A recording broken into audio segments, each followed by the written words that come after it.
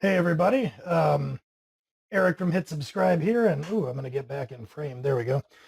Today I'm going to talk about. Sorry, I'm pouring a drink. I'm a little thirsty. I was running late. How do you avoid bad clients as a freelancer, which is probably a topic that's near and dear to the hearts of a lot of maybe new freelancers or intermediate freelancers, rather than people who are just looking out on the horizon and thinking about freelancing. So let's dive into that one. It's an interesting question. I suppose the easiest way not to have bad clients is not to have any clients, no bad clients, uh, no clients at all. Those things kind of go nicely together. But in all seriousness, I led off with that flippant piece of advice because I am going to offer something that's going to sound flippant but isn't. And it's kind of the philosophical underpinning of how not to have a bad client. Pardon me for one moment. I am quite thirsty.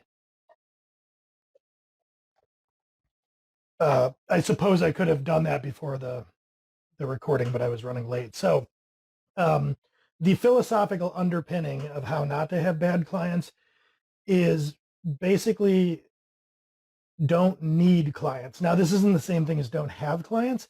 It's don't need the next client, so to speak. So any business that is service-based, which you as a freelancer will be, you are going to need clients. Otherwise, you wouldn't have a business. But you want to position yourself never to need any given client. Now, what do I mean by that exactly?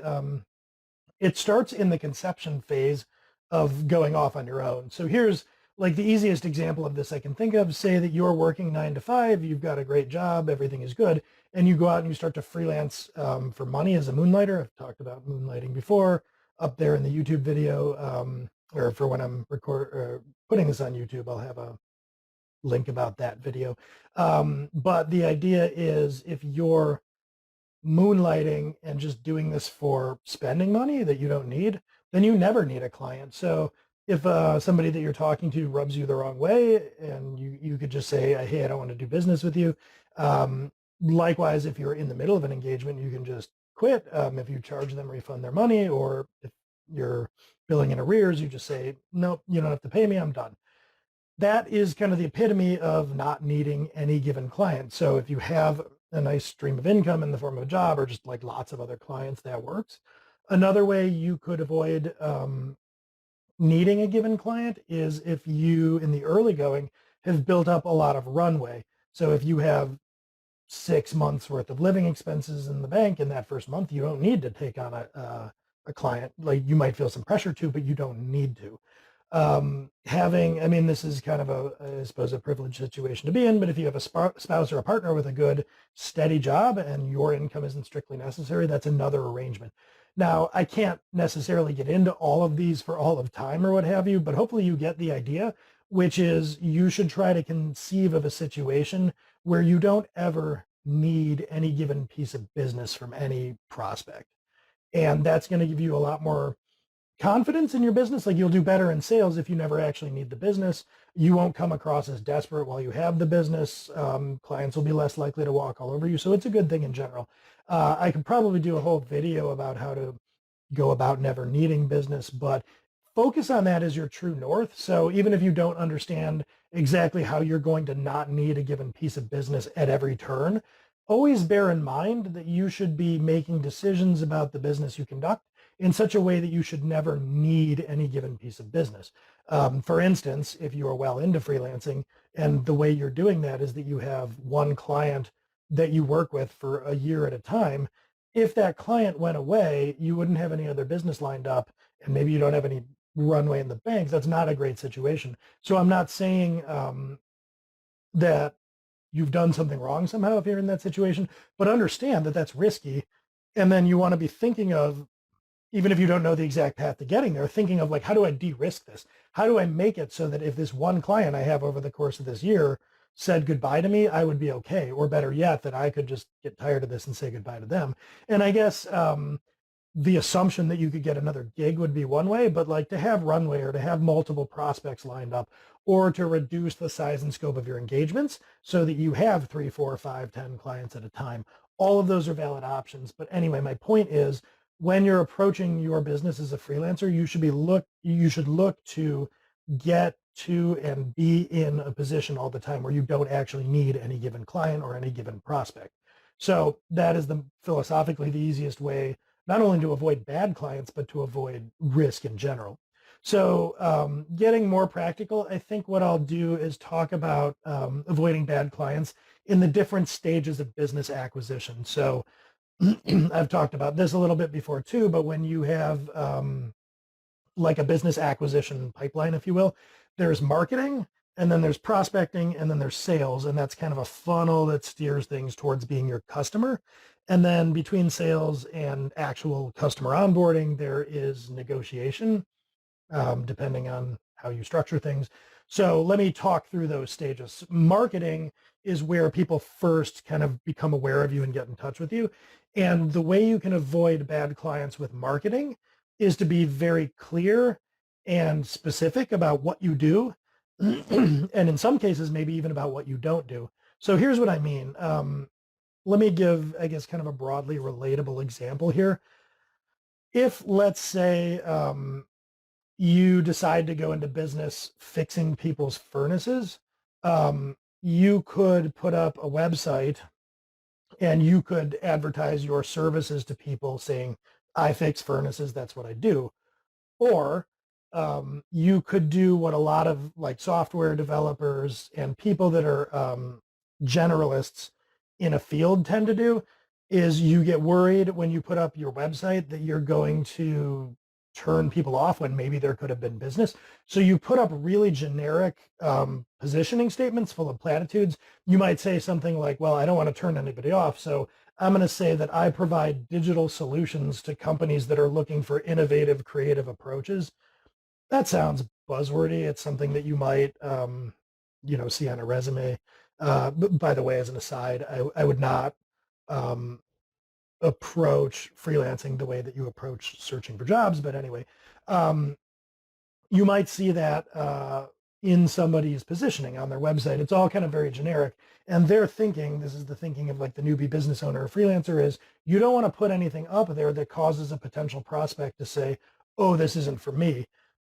So back in the analogy of fixing furnaces, you might say like, well, what if somebody gives me a call about fixing a plumbing leak in their kitchen? I don't have a lot of business, and even though that's not really what I want to do, I'd be willing to do that. So maybe this person, instead of saying I fix furnaces, they put up something that says like, I help people solve problems in their home. But what they really want to do is fix furnaces. Now, here's the problem that starts to come up. Somebody gives them a call and says, hey, I see that you solve problems in the home. My wife and I are having some troubles, and we're hoping that you could come over and solve this domestic problem that we have so that we don't have to get a divorce. Now, if you do that, you, the furnace fixer, are going to find yourself in this weird position of couples counseling. It's probably not you living your best life or what you signed up for. You're probably not good at it. The couple probably won't like it. So this sort of tension, this ill fit, is something that is a main source of bad clients. So just, philosophically to bear in mind, there is a world where your bad client is a bad client because you're a bad service provider and you're just not a fit for each other. So having generic marketing or no marketing that positions you for how people qualify when they're researching you or finding you, that can lead to bad clients, bad fits. So I would advise you, if what you want to do is fix furnaces, to be very clear about that. I fix furnaces. I don't install new furnaces. I don't sell furnaces. I don't fix air conditioners. I don't fix your marriage. I fix furnaces. And if you do that, it's going to be less likely that people call you up with a misunderstanding of what you do. So being clear and specific in your marketing message is important because it lets people disqualify. If they're not a good fit for you and you've been very clear about what you do and don't do, the person seeking marriage counseling isn't going to land on your site and think like, hey, this person fixes furnaces. That's probably someone I should hire as a marriage counselor. So that person will never call and never have the opportunity to go through your sales process and become a bad client. So let's now, I guess, talk a little bit about the sales process. So somebody's landed on your website. This is your marketing apparatus. They have decided that it's worth giving you a call. So the next thing that comes up there is that you get on a sales call with them. Now, up until this point, their investigation of you may have been passive. They found your website somehow, Google search, or somebody recommended you, or whatever. So they're kind of kicking the tires, seeing what you're all about. When they fill out a form, they reach out to you. Let's talk here in terms of marketing and sales terms for just a moment. There is what is known as a lead. That's somebody who is interested potentially in doing business with you. Then there's what's known as a qualified lead. A qualified lead is when you become aware of a lead, they contact you through your website, and then you do a little recon and you investigate them. So you can see from their email address, they're from such and such company, and they've filled out a blurb, maybe your contact form on the website saying, I want to hire you to not exactly fix my furnace, but maybe to like take a look at my furnace, but also while you're there, cut the grass or whatever. Now, what you can do is look at that message, read up on this person a little bit, and then say, do I want this business or not? If you don't want that business, you disqualify that lead. You say, nope. So you write them back and say, hey, I really wish I could help, but if you're looking for lawn mowing, give my friend Steve a call. He cuts grass. You could also qualify that lead if, for instance, they had said, I have this furnace that's 20 years old and I'm not sure if I need a new one or not. Maybe you can fix it. You're going to qualify that as a lead. That's a good fit. There is also what is known as lead scoring. And this is a way that you can, so qualifying a lead or disqualifying a lead is binary. It's a yes or no decision. Either they're qualified or not. Lead scoring is a way that you can kind of take your gut out of it a little bit and create almost an algorithm for deciding whether this is a good fit or not. And you do that by like, the easiest way is to kind of have a series of questions that you ask, kind of like a BuzzFeed quiz, and you give them like 1 point for each question that is answered in the right way. So for instance, in our model of the world with the furnace repairman, you might say, are they asking about a furnace? You give them 5 points. Are they asking about some other appliance? You give them -5 points. In their form fill, do they seem like a nice person? Give them a point. Are they rude and abrupt or incoherent? Take away a point.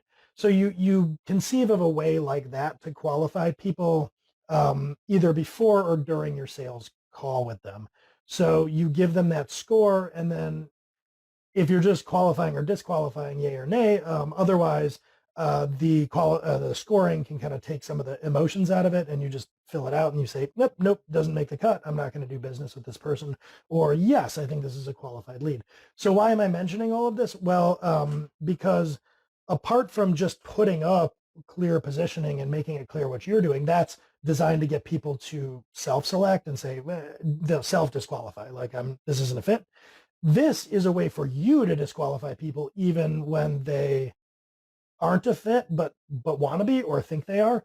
And you'd be surprised how much that comes up. So especially if you have like soggy or generic positioning, you become a Rorschach test, and the client who has something to do and hopes that you are just the resource to fill in there, is going to map whatever they think they want you doing onto whatever you actually do. Meaning, even if you say, hey, I just repair furnaces, they'll probably say to themselves, like, yeah, I mean, he says that, but they'll probably install a new one, probably cut the grass. Like, clients will assume that they're going to get the outcome that they want out of you. And frankly, if you've never done sales calls before, or maybe if you're inexperienced with it, there's a curious thing that happens, which is that both parties want it to work. So both of you, even when there probably isn't a mutual fit, want there to be. And so you'll selectively hear things that the other person is saying. So my advice for avoiding bad clients is to pull back from that kind of cognitive bias and tendency and dispassionately score, and then also act based on those scores. So if the prospect scores badly, from how they fill out the form to how the sales call goes and all that, go with that. You know, don't just go along hoping, because if somebody scores badly on a set of criteria that you laid out when you were feeling no particular emotions, that's not a good sign. And well, it's a good sign that they're going to be a bad client. One other thing I will say that seems like a complete and utter, I guess, backing away from that, but like, bear with me here, is go with your gut. But if your gut tells you not to work with that person, so if there is a situation where You score them as a lead and everything looks great, and you really think that, hey, maybe this could potentially work, but you just have a terrible feeling about it, I honestly would recommend go with the feeling rather than the score. Don't do that in the opposite direction. Don't say, I really have a good feeling about this one, but they scored terribly. So I would say err on the side of disqualifying. And that circles back to my philosophical take, which is never need a piece of business. So err on the side of disqualifying business, and you will err on the side of not having bad clients.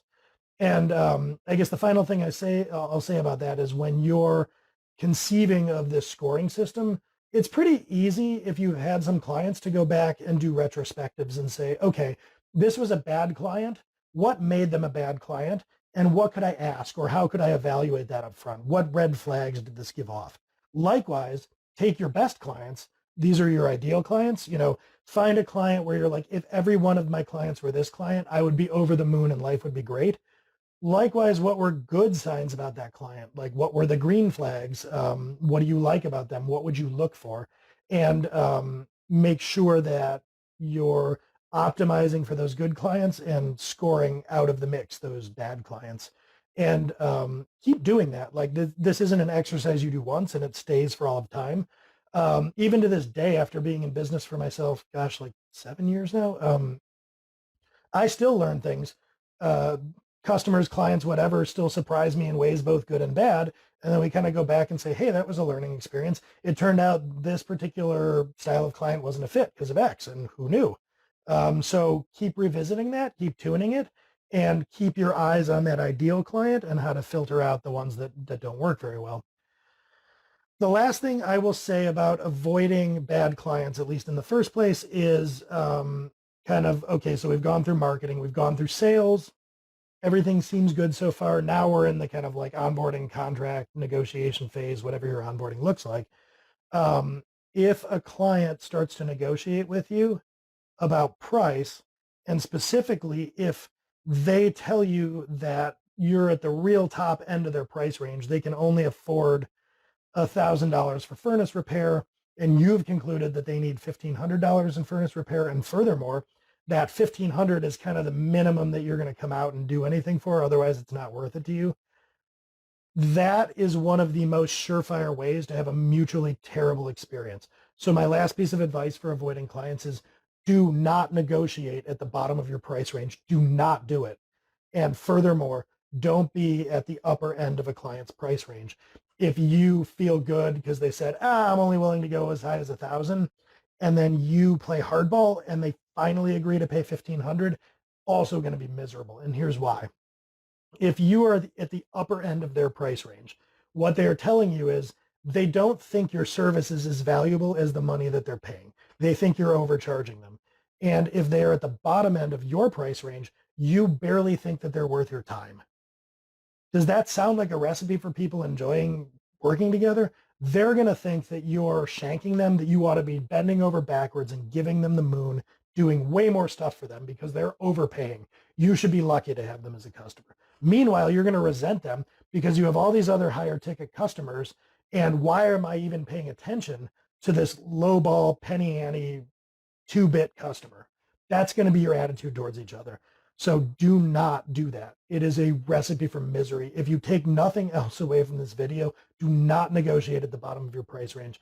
I have done it. I haven't done it in years because it's just not worth doing. But I have done it in the past, and it's never been a good engagement. Somebody is always deeply unhappy. Either they need it so much they just pay through the nose and they don't like it. And if you were on some platform, they give you a bad review because they're not getting their money's worth. Or you give and you go down to the bottom of your price range, and now you have a demanding, picky client that you don't even think is worth having. So just don't do that. You can also read during the negotiation and onboarding a lot about the dynamic you're going to have with a client based on how pushy or how much they want to circumvent your process.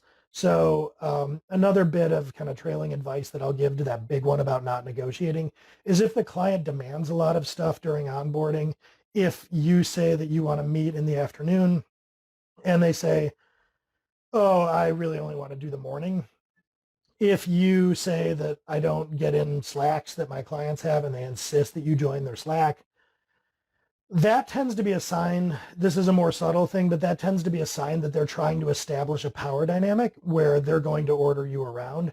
If you don't like that kind of thing, and if you don't like the idea of being a pseudo employee, think hard about that, because they are playing a power game there. And that, if you're like me and you don't have a lot of tolerance for that, um, that's going to wear on you really quickly. So if you think during the honeymoon phase, the onboarding, oh well, I'll just make them happy now, and then I'll reestablish the dynamics later, or I'll push back, or I'll set boundaries later. No, you won't. If they're playing those games up front, it's to establish their position as being in charge of vendors. So be sensitive to that. The way that clients behave during onboarding, especially if they're insisting on sort of like little petty things, it's another red flag that you're probably not going to have the best client experience, or the best vendor experience, I guess, with that client. So that's another one. Beware of the negotiating in general. If they're picking a lot of little battles with you, that's not a great sign. Definitely the price one is the biggest one if you take nothing else away. But so rolling it all the way back up, all of that can be avoided by never needing that one client. So your good marketing is going to help them self-select out and not bother you if they're not a good fit in the first place. A good sales process, a good scoring process is going to help you dispassionately disqualify business. And being aware of the dynamics during negotiation is also going to help you disqualify business. But all of that is moot if the only way that you're going to pay your rent this month is if you take this client's business. So the most important thing, to bring it all the way back, is to structure your practice or your business in such a way that you never need any one given client or prospect, that there's always another one up. There's always a waiting list. You've got enough runway in the bank that you can pass on it, whatever it is. Never need that piece of business. So kind of off the cuff there, that is my best attempt at structuring a guide through how to avoid bad clients. Is maybe if there's interest, I can do a video and like about what to do when you find yourself in the middle of an engagement with a bad client. That might be interesting, but I think that's about all the advice I've got on avoiding bad ones. So hope that helps, and I will catch you next time.